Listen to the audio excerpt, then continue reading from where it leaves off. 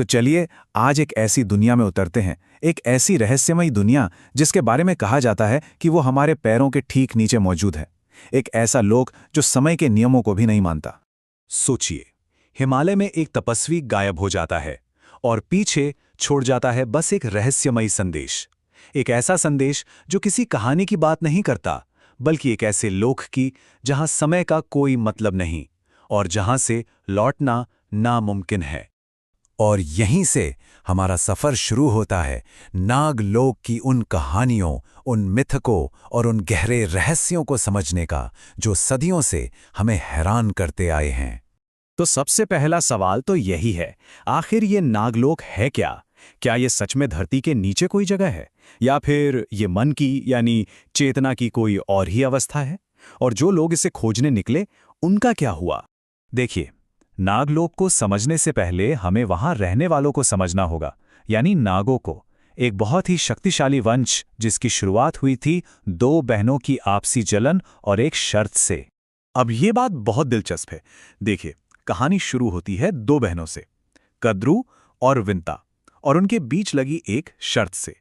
कद्रू ने धोखे से शर्त जीत ली और हजारों नागों को जन्म दिया। वहीं विंता शर्त हारकर दासी बन गई, और यहीं से नागों और विंता के पुत्र गरुड़ के बीच एक कभी ना खत्म होने वाली दुश्मनी की नींव पड़ गई। और एक बात साफ समझनी होगी, ये कोई मामूली सांप नहीं थे, ये दिव्य शक्तियां थे। शेषनाग, जिन्होंने पूरी पृथ्वी को अपने फन पर उठा रखा है, वासुकी, जिन्होंने समुद्र मंथन में देवताओं की मदद की, और तक्षक, जिसका नाम बड़े बड़े राजाओं के लिए खौफ का दूसरा नाम था।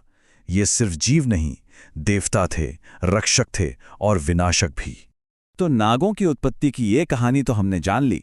अब जरा उस अविश्वसनीय दुनिया में चलते हैं जहां वो रहते हैं। हमारे ग्रंथों में पाताल के नीचे भी 7 लोक बताए गए हैं, और नागलोक उन सबसे नीचे एक खास जगह पर है। सोचकर देखिए, जहां के महल सोने के हों, छतें हीरों से जड़ी हों, जहां नदियों में पानी नहीं बल्कि दूध और अमृत बहता हो। एक ऐसी जगह जहां ना कोई बीमारी है, न मौत का डर। कमाल है ना?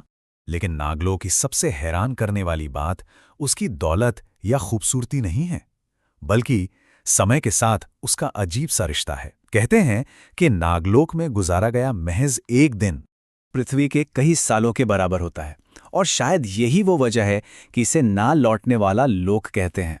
क्योंकि अगर कोई वहां चला गया तो जब तक वो लौटेगा, यहाँ की दुनिया पूरी तरह बदल चुकी होगी, सदियां बीत चुकी होंगी। और इस समय से परे लोक के बिल्कुल बीचों बीच उसका सबसे बड़ा राज और सबसे कीमती खजाना मौजूद है। हम बात कर रहे हैं नागमणि की, पर ये कोई आम मणि या पत्थर नहीं है। इसे नागलोक की आत्मा कहा जाता है।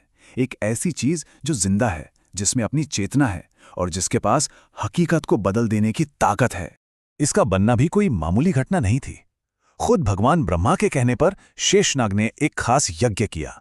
इस यज्ञ में शेषनाग, वासुकी और तक्षक तीनों ने अपनी सबसे शक्तिशाली ऊर्जाओं का बलिदान दिया, और तब जाकर ब्रह्मांड की ऊर्जा से धड़कता हुआ एक जीवित नीला रत्न पैदा हुआ, नागमणि। ये सारी कहानियां हमें वापस हमारी दुनिया में ले आती हैं, क्योंकि माना जाता है कि नागलोक हमसे पूरी तरह कटा हुआ नहीं है, बल्कि हमारी ही दुनिया में कुछ छिपे हुए दरवाजे हैं जो वहां तक जाते हैं।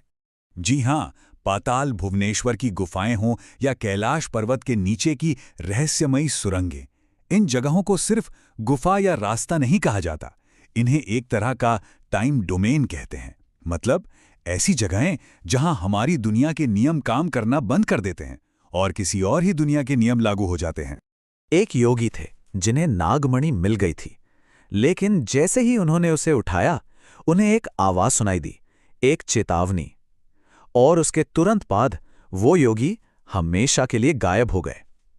ये हमें याद दिलाता है कि ये रास्ते, ये शक्तियां हर किसी के लिए नहीं है। तो आखिर में सवाल वहीं आकर रुक जाता है, क्या नागलोक कोई असली जगह है, कोई दूसरा डायमेंशन है, या फिर ये चेतना की एक ऐसी अवस्था है जहां तक पहुंचने का रास्ता बाहर नहीं बल्कि हमारे अंदर ही कहीं है, और इसका सफर पैरों से नहीं मन से तय होता है।